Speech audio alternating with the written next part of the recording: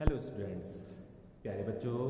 आज हम chapter number 4 समांतर श्रेणी और एक्सरसाइज 4.2 के बचे हुए क्वेश्चन आज हम ख़त्म करने वाले हैं। तो कल हमने क्वेश्चन नंबर 17 तक कर लिए थे।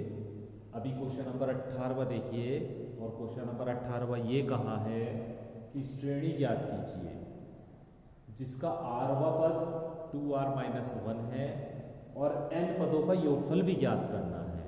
तो यहाँ पे दो चीज़ हमें ज्ञात करनी है, एक तो हमें श्रेणी ज्ञात करनी है और एक n पदों का योगफल ज्ञात करना है, और इसके लिए हमें आरवा पद दिया हुआ है।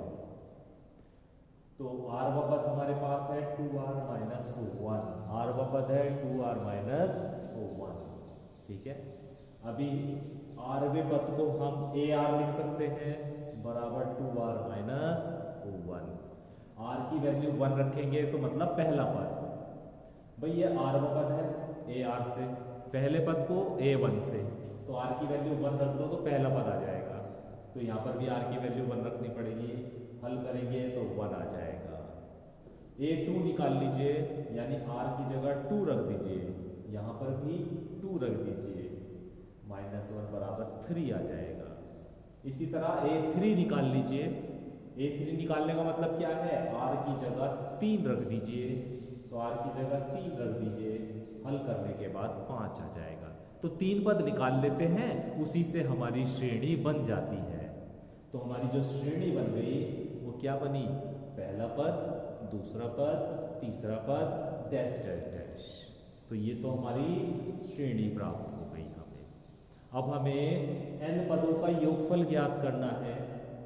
हम जानते हैं n पदों का योगफल Sn बराबर n by 2a plus n minus 1 into D होता है। अब यहाँ पर हमें a की और d की जरूरत है। तो प्यारे बच्चों, a का मतलब पहला पद, तो श्रेणी का पहला पद 1 है, तो इसलिए a की वैल्यू 1 हो गई। d कैसे निकालते हैं, दूसरे पद में से पहले पद को सब्ट्रैक्ट कर देते हैं, घटा देते हैं, तो आपके पास d की वैल्यू आ जाती है। तो अब a की वैल्यू और d की वैल्यू को यहाँ पर रख दीजिए। तो Sn बराबर n by 2 into a plus a की जगह 1 रख दिया, n माइनस 1, और d की जगह 2 रख दिया। ठीक है, तो 2 एकम 2 हो गया, प्लस इस 2 के अंदर गुणा कर लीजिए तो 2n माइनस 2 बचेगा, इस 2 से ये 2 कैंसिल हो जाएगा, अंदर 2n बचेगा, तो बाहर है n बाई 2 और अंदर इंटू 2n, 2 से 2 कैंसिल हो गया, तो n गुणा n बचा या n स्क्वायर।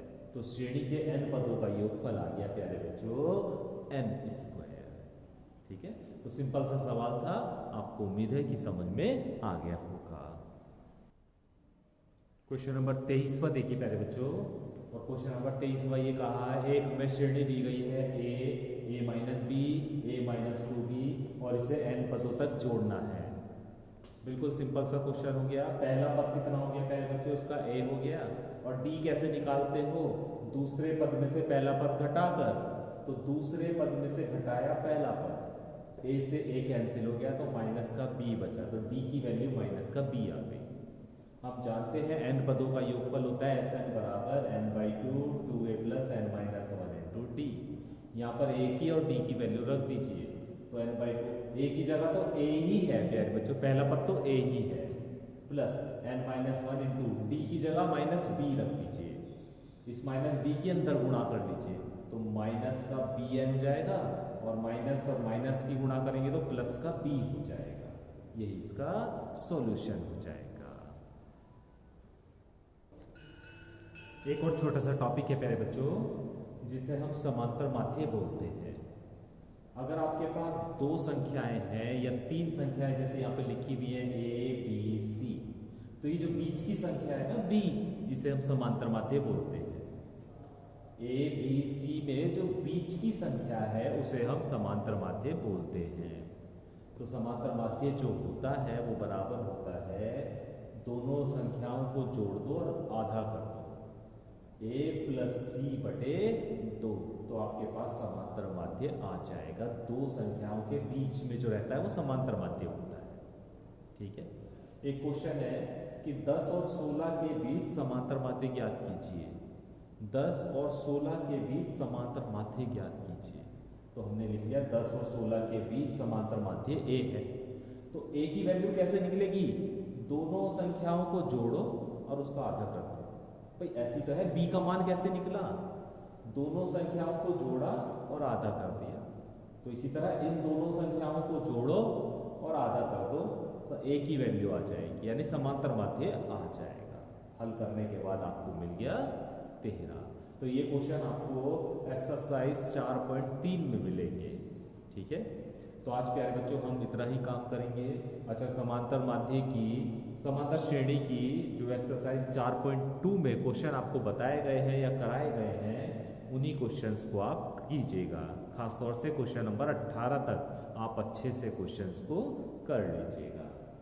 ठीक है, उसके बाद ये दूसरा टॉपिक जो 4.3 में आपको मिलेगा, उसके बारे में थोड़ी सी जानकारी मैंने आपको दे दी है। ठीक है, इसके बारे में 1-2 पॉइंट और हैं, उसके बारे में हम कल डिस्कस करेंगे। ठीक है, तो आज आप इतना काम कर लीजिएगा। Thank you.